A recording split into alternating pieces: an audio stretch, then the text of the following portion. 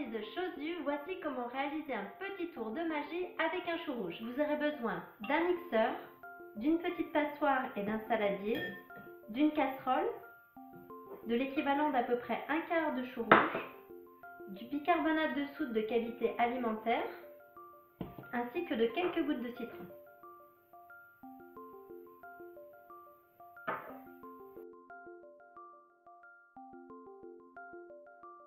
Nous allons commencer par mixer le chou.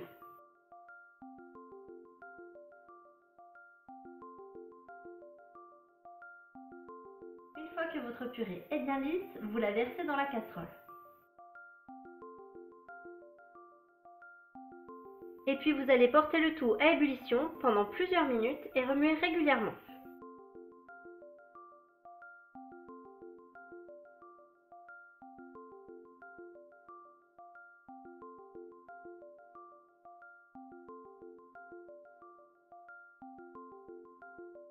À chaque fois, on ajoute un petit peu d'eau, on laisse porter à ébullition et on récupère le jus de cuisson.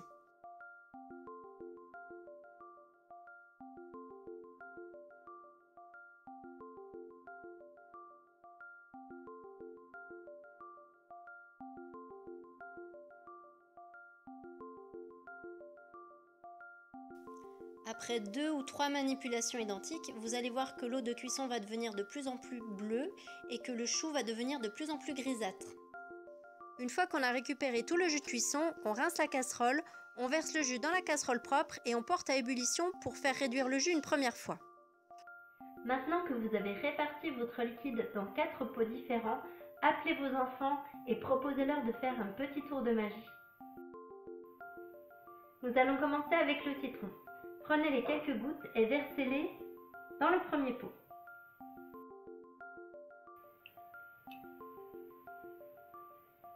Voilà. En comparaison, voilà le liquide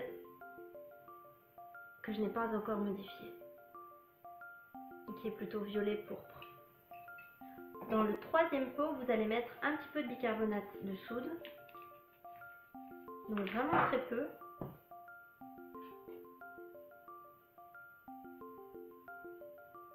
Voilà, à peu près ça.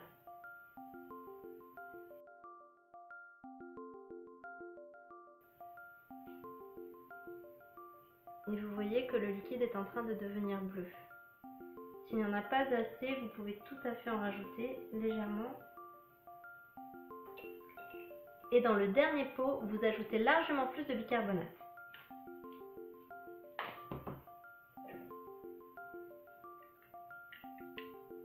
Et là, vous obtenez un très joli verre.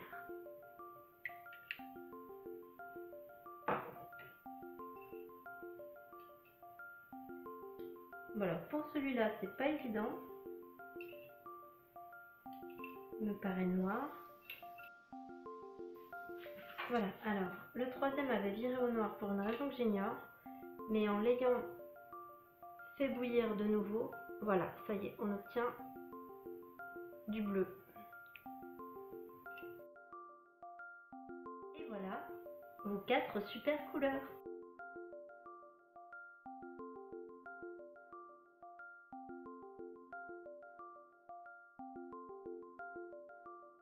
Quand on en est là, l'idéal est de remettre le colorant sur le feu afin de le faire réduire au maximum.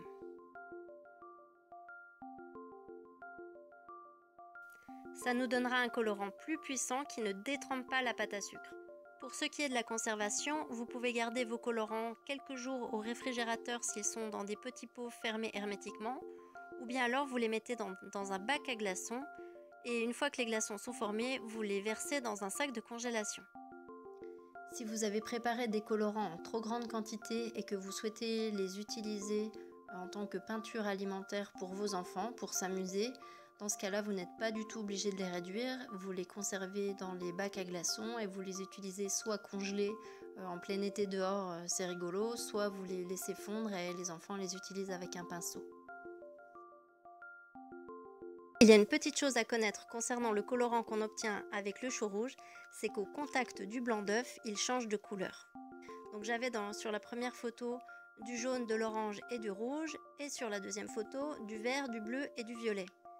Après la cuisson, le résultat obtenu était légèrement différent, c'est-à-dire que mon rouge s'est transformé en violet, mon violet en bleu foncé, mon bleu en bleu turquoise et mon vert est resté très vert.